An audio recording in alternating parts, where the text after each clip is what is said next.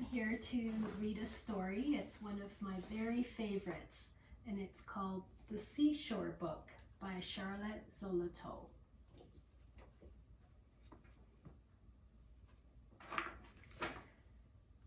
What is the seashore like? A little boy asked his mother. He lived in the mountains and had never seen the sea.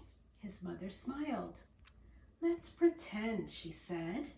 It is early morning at the seashore, and it's hard to tell where the sea stops and the sky begins.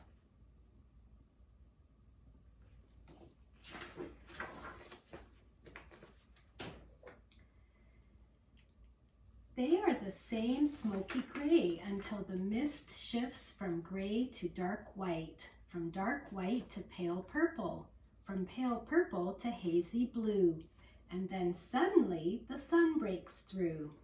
It warms the cool sand, it turns the sea green, and the beach is golden gray. You run down to the water's edge, one small dark spot against the brightness of the sand and the sea.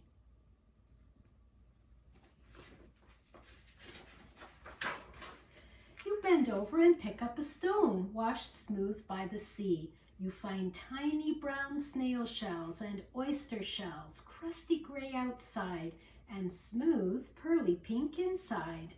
You pick up a clam shell half open, and inside a live clam snaps the shell closed. In my hand, the little boy asks.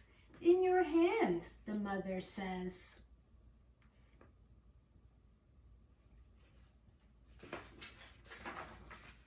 Then you reach down again and pick up a wet white gull feather from the gulls flying overhead.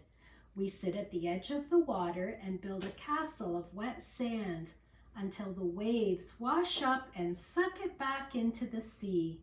The cold water makes your skin feel like peppermint, and you are very tired.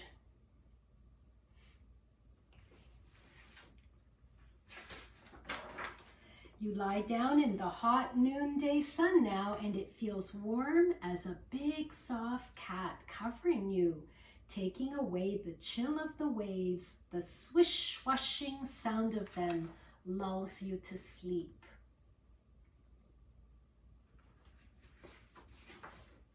I watch while you sleep, and you don't see two little gray sandpipers run past you, but when you wake up, you do see their claw prints like little pencil lines in the sand.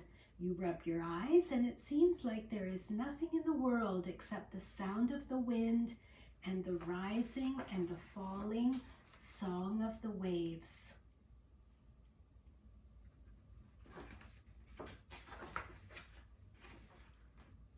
Here's another beautiful picture.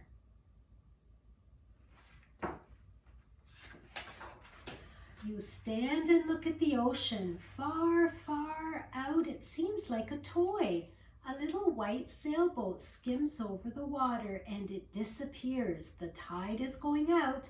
I'm hungry, you say. I am too, so we wade over to a big rock covered with seaweed and moss. We sit there together and eat our sandwiches and drink lemonade from our thermos. It's so delicious. And then we watch the small brown sand crabs trying to get at our toes.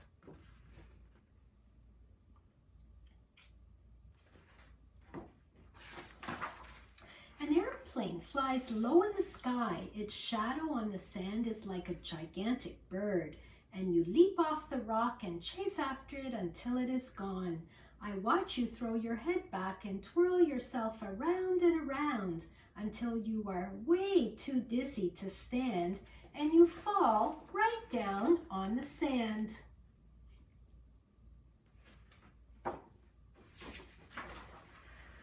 The wind is getting cooler. Long purple streaks of clouds are forming in the sky. We take each other's hands and walk down to the beach toward home. The fishing pier we pass is white as a snowfall, with hundreds of crying seagulls waiting for the fishing boats to come in when the sun sets.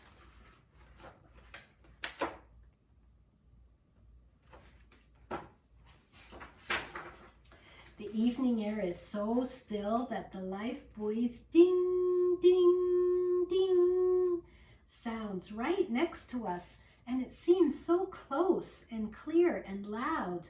We climb to the top of the dune away from the ocean, but we stop and look down across the seagrass to the sea.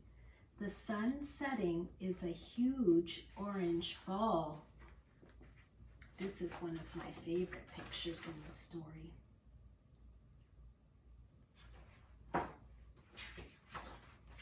You are so tired when we get home that you can hardly stay awake. Through your hot bath and your dinner, we barely have time for a kiss goodnight before you fall asleep. Outside, the lighthouse is flashing, golden gleam on, golden gleam gone, but you don't even see it. You are sleeping so deeply.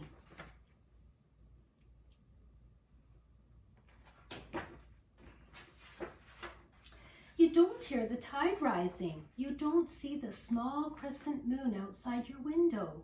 The ocean is bursting in waves along the shore, covering the rock where we sat and ate our lunch, and carrying up seaweed and shells all the way up to the sand.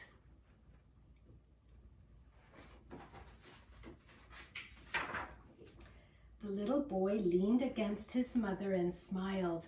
I like the seashore a lot, he said, and now I can always close my eyes and be there, the way I was just now with you. And I think that picture might be the same one that's on the cover, or pretty close. I hope you enjoyed the story.